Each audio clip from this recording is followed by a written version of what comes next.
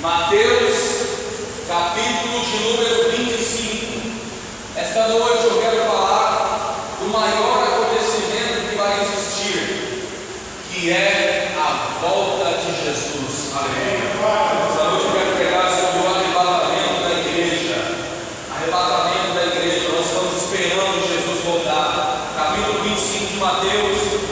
Nós vamos ler o versículo de número 13 da palavra do Senhor, que diz assim na Bíblia, a palavra de Deus, em Mateus capítulo 25, versículo de número 13: Vigiai, pois, porque não sabeis o dia nem a hora em que o Filho do Homem há de vir. Vou ler mais uma vez: Vigiai, pois, porque não sabeis o dia nem a hora em que o Filho do Homem há de vir. Vou ler uma terceira vez e os irmãos repetem depois de mim, por favor. Vigiai, pois, porque não sabeis o dia nem a hora em que o Filho do Homem há de vir.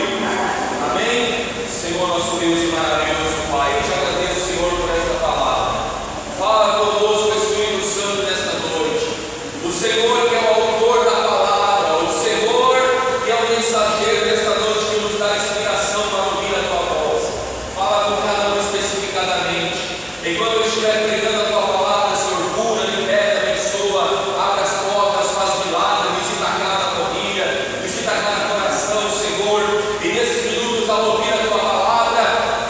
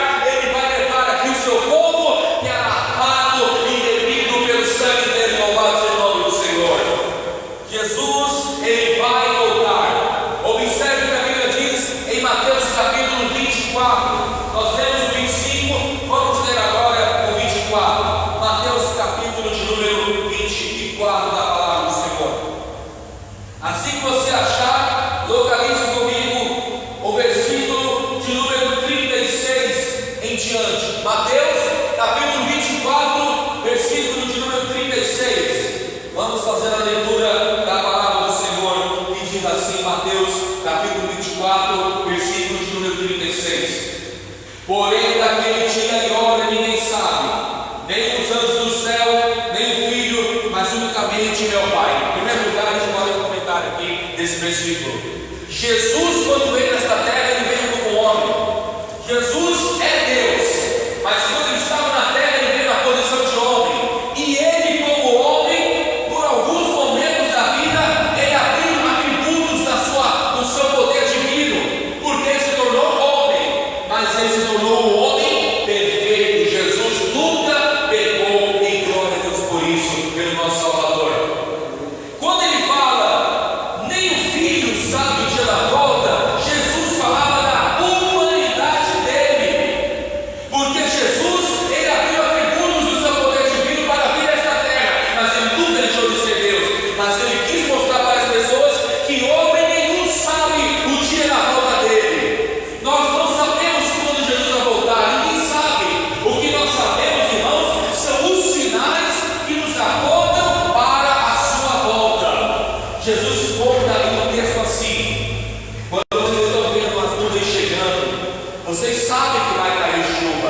Quando as nuvens estão escurecendo, vocês sabem que vai vir chuva. Você sabe que quando o frio se aproxima, está chegando o inverno, hipócritas. Você sabe discernir o tempo, mas não conhece as profecias? Foi palavra de Jesus. Ele disse que a pessoa sabe quando vai chover, sabe quando vai esfriar, ela sabe todas as coisas. Igual aqui em São Paulo, quando nós vamos sair de casa, na bolsa, na mochila, sempre tem que levar, desde um sol de rachar, tem que ter um guarda-chuva na bolsa, na mochila, porque a gente sabe que em qualquer hora o tempo pode virar do nada, ou tem que ter pelo menos uma blusa, porque em São Paulo o tempo vira. E por que fazemos isso? Porque sabemos como o tempo é. E Jesus fala, as pessoas sabem adivinhar como o tempo será, mas não sabem olhar para a palavra e saber quando ele vai voltar. É por isso que eu iniciei a palavra essa noite, irmãos, dizendo: quando vocês assistem um jornal, entenda, aquilo não são apenas notícias, são profecias da Bíblia se cumprindo, são profecias da palavra acontecendo, irmãos. Eu comecei a pregar a palavra do Senhor há 18 anos atrás, e quando eu comecei a pregar as minhas primeiras mensagens há 18 anos atrás, sabe qual era a minha pregação? Porque eu prego sobre a volta de Jesus desde que eu comecei a pregar, não é de agora não. Eu já comecei a minha chamada pessoal pregando sobre a volta de Jesus. Já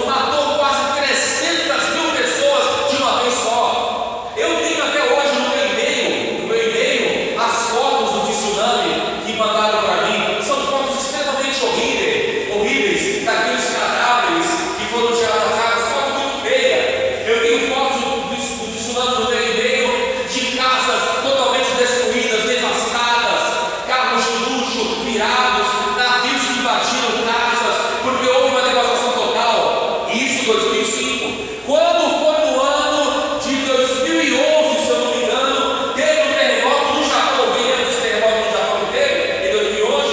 Devastou a cidade toda do Japão, destruiu toda a cidade do Japão, ficou uma cidade totalmente devastada.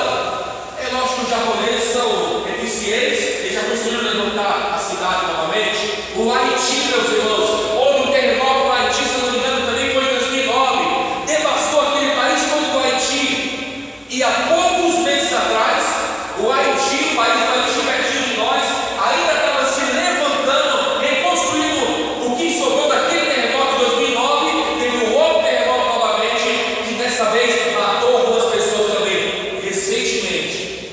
E olha o vale de coisas que aconteceram recentemente: terremoto no Japão, tsunami, terremoto no Haiti.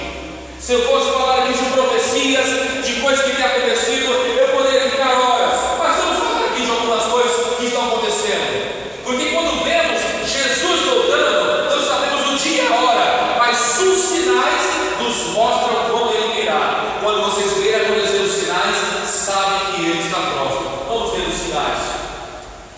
Nós vemos o versículo 36, nós estamos em Mateus capítulo 24. Mateus capítulo 24, versículo 37 agora. E como foi nos dias de Noé, assim será também a vinda do Filho do Homem. Porquanto, assim como nos dias anteriores ao dilúvio, comiam, bebiam, casavam, davam-se em casamento, até o dia que Noé entrou na arca, e não perceberam, até que veio o dilúvio e os levou a todos. Assim será também a vinda do Filho do Homem. Irmãos, nos dias do dilúvio, Noé estava pregando a palavra e anunciando que Deus iria fazer justiça, que Deus iria operar, que Deus iria fazer alguma coisa com a nação pecadora. E Noé começou a pregar, a anunciar a palavra. Ninguém queria ouvir Noé, ninguém queria dar ouvidos à palavra de Noé. Ele anunciava a palavra de Deus, ele pregava a palavra de Deus, ele anunciava sobre o poder de Deus. Ninguém queria ouvir Noé. E Deus falava que Deus iria eliminar os pecadores, que era para eles se consertarem, se arrependerem. Ninguém quis ouvir. O texto vai dizer no livro de Mateus que na época de Noé, antes do dilúvio, as pessoas comiam, bebiam, casavam-se, davam em casamento, ou seja, viviam a sua vida, a sua rotina de forma normal, mas ninguém queria saber de Deus. Irmãos, nos dias de hoje ninguém quer saber de Deus, ninguém quer saber mais de ler a Bíblia, ninguém quer saber mais de grupo de oração, ninguém quer saber mais, irmãos, de dar a vida para Jesus, de andar nos caminhos do Senhor. Irmãos, eu não fico feliz, fico e não fico, me entendam bem, por favor. Eu fico feliz por saber que no Brasil 30% já é evangélico para a glória de Deus, nosso país. Temos 30% da nação evangélica. Me deixa feliz, mas ao mesmo tempo me deixa triste. Sabe por quê? Porque se nós temos 30% da nação evangélica, pode ter certeza do que eu vou te falar, o dobro é afastado do caminho do Senhor. Quem aqui não conhece alguém que está afastado da igreja? Hoje mesmo, quando eu estava voltando, até a irmã me contou ali de manhã, quando ela ia trabalhar na chácara, porque nos dias que nós não estamos aqui na igreja, eu estou trabalhando com os pastores, com os irmãos lá na chácara, o Paulinho também está, a gente rala um pouquinho lá, né, Paulinho?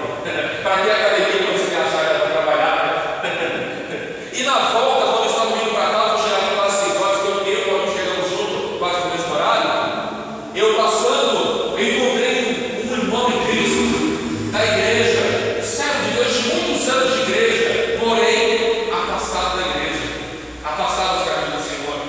E eu falava com ele: irmão, vai lá na igreja. Falei para ele na igreja do pastor Lodinho, que ele é muito amigo do pastor Lodinho também. Vai lá, busca o Senhor, vai lá um dia fazer uma visita para nós. Nós vamos ter uma vigília, vamos fazer um evento, vai lá visitar o pastor Lodinho, vai lá na igreja e tudo mais. Quando Deus preparar, eu vou. E aí, irmãos, o que eu podia falar? Nada. Irmãos, o número de pessoas afastadas do caminho do Senhor é triste. Se nós temos 30% da nação evangélica, pode ter certeza que pelo menos 60% quase está afastado do caminho do Senhor. Há dias atrás, eu conversava com uma outra pessoa, um amigo, um grande amigo, que eu considero como irmão, e eu falava para ele: você um dia foi na igreja, você um dia conhece a palavra, você conheceu a palavra, Se você não quer congregar em tal igreja, porque você acha que aquela igreja está errada, é assim, aquele, aquilo outro, vai para outra igreja. Hoje em dia temos igrejas de todos os estilos. Se a pessoa quer uma igreja mais rígida, tem uma igreja mais rígida. Se a pessoa quer uma igreja mais light, tem uma igreja mais light. Se a pessoa quer uma igreja pentecostal avulada, tem igreja pentecostal. Se a pessoa quer uma igreja mais calma, tem uma igreja mais calma. Hoje em dia tem igreja de todos os perfis. Só eu que falo, eu acho que não tem perfil nenhum, só acho que não parece com nada. Tem pentecostal e tradição, não parece com nada. Mas hoje em dia, irmãos, a pessoa não tem desculpa de falar, não quero ir para a igreja porque eu não posso ir naquela igreja. Irmãos, louvado seja Deus que na cidade de São Paulo, em toda rua que você vai, quase toda rua, tem uma igreja pregando a palavra de Deus. E eu oro realmente mais em nome de Jesus. Eu oro, irmãos, por cada igreja de cada bairro. Nós pertencemos a uma denominação, nós temos uma denominação, nós estamos aqui na casa de oração, mas eu oro por todas as igrejas. Por quê? Porque todos nós estamos anunciando o peso do Senhor Jesus. Eu quero que Deus abençoe a quadrangular, eu quero que Deus abençoe a Paz de Vida, eu quero que Deus abençoe a Universal, eu quero que Deus abençoe a Mundial, eu quero que Deus abençoe a Presbiteriana, a Metodista, as igrejas pentecostais grandes, os ministérios independentes, que Jesus abençoe a todos em nome do Senhor. E eu oro também sempre, meus irmãos, por quem está afastado. Quando você for orar, comece a orar por quem está afastado da igreja. Nos dias de Noé, meus irmãos, as pessoas não queriam saber da palavra, não queriam obedecer a palavra, não queriam vir até Jesus. Mas o texto diz, no versículo 39, e não perceberam até o dia em que veio o dilúvio e os levou a todos. Assim será também a vida do Filho do Homem. Ninguém queria saber de Jesus, ninguém queria saber da palavra de Deus. No dia que veio o dilúvio, assim como essa chuva abençoada cai, imagina uma chuva destruindo tudo, meus irmãos. Quando vier a destruição, as pessoas vão lembrar da igreja, como você me fala. Nós temos, infelizmente, muitas cadeiras vazias, mas no dia que Jesus voltar, se alguém ficar e vier para a igreja, vai ver essas cadeiras tudo lotadas. Pessoas achando que ainda vão ter uma oportunidade. Eu já preguei aqui uma vez e vou repetir para quem não ouviu. Eu não sou evangélico de berço, eu não me converti desde pequenininho, mas eu vou na igreja desde os meus 5 anos de idade. E eu me lembro que quando eu tinha meus 5, 6, 7 anos de idade na igreja, eu ouvia o meu segundo pastor pregar. O Senhor, ele ainda está vivo, ele continua pregando a palavra até hoje, está com 84 anos. Sempre quando eu posso, eu converso com ele, visito ele. Mas eu me lembro, eu ouvi 5, 6, 7 anos de idade, acho que não chegava até 6 anos de idade. Eu me lembro dele pregando dizendo assim, isso em 1991, 92 por aí. Eu me lembro dele pregando, as portas estão abertas. Ele pregava bem devagarzinho, né? Era bem conversando. Mas um dia, quando o Senhor voltar, muitas pessoas vão querer ir para a igreja, mas será tarde demais, não vai ter mais chance. Eu me lembro disso, irmãos, eu com 5, 6 anos de idade, e eu nunca esqueci dessa palavra. Irmãos, é tempo de nós buscarmos o Senhor.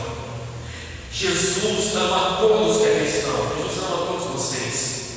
Jesus não está julgando ninguém, Ele abençoa todos vocês, amém? Ele não está aqui para julgar. Ao contrário. Sabe o que a Bíblia diz que Jesus é para nós? Vamos abrir a Bíblia no livro de 1 João. 1 João está pertinho do livro de Apocalipse. É só você abrir Apocalipse e você voltar os últimos livros de Apocalipse. Aí vai ter um livro pequeno chamado 1 João.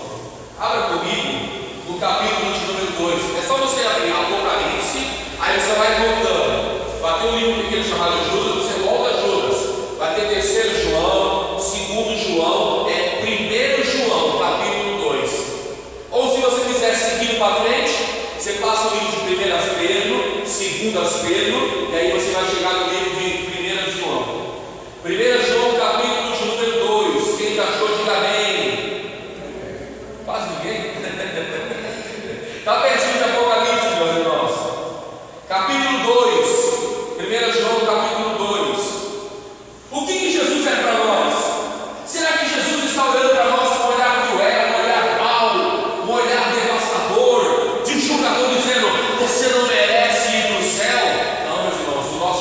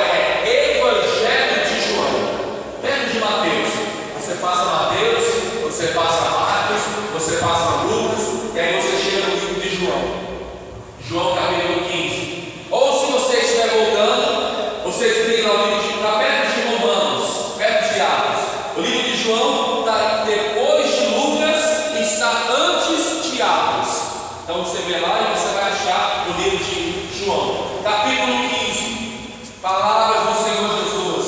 Nunca diga no seu coração: eu não sou digno. Você é digno sim, meu irmão. Deus te ama demais. Os teus pecados Jesus já perdoou, Jesus já limpou sua vida. Não condene sua mente. Se vier condenação, meu irmão, você faça como eu fiz um dia, quando eu era novo convertido, quando eu não entendia ainda as coisas da vida. Satanás ficava me acusando, colocava o pensamento errado na minha cabeça. Sabe o que eu fazia? Eu repreendia Satanás com a palavra. Uma mulher de Deus, eu me esqueço dessa mulher de Deus, que ela chegou para mim, hoje ela é bispa, ela tem uma igreja lá no Parque América, a bispa Damiana, mulher de Deus, uma grande amiga. Ela chegou para mim e falou assim: quando o diabo, os demônios, alguém vier acusar você ou colocar condenação na sua mente, repreenda aquele pensamento com a palavra de Deus. E quando eu vi um pensamento na minha mente, um pensamento de derrota, um pensamento de acusação, sabe o que eu falava? A palavra de Deus diz: nenhuma condenação há para aquele que está em Cristo Jesus. O sangue de Jesus já me lavou. Eu repreendi o mau pensamento com a palavra, repreendo o mau pensamento com a palavra de Deus, porque Deus é com você. Repita assim comigo: Deus é comigo, Jesus é comigo, o Espírito Santo é comigo. Com eles eu sou mais que vencedor. João capítulo 15, nós vamos ler o versículo de número 16. Amém? Para finalizar a palavra, eu leio e os irmãos repetem, por favor. Não me escolhestes vós a mim, mas eu te escolhi a vós, e vos nomeei para que vades e deis fruto, e o vosso fruto permaneça, a fim de que tudo quanto em meu nome pedirdes ao Pai, Ele vos conceda. Amém? Jesus escolheu vocês que estão aqui todos. Vocês foram escolhidos por Jesus. Se Jesus escolheu você,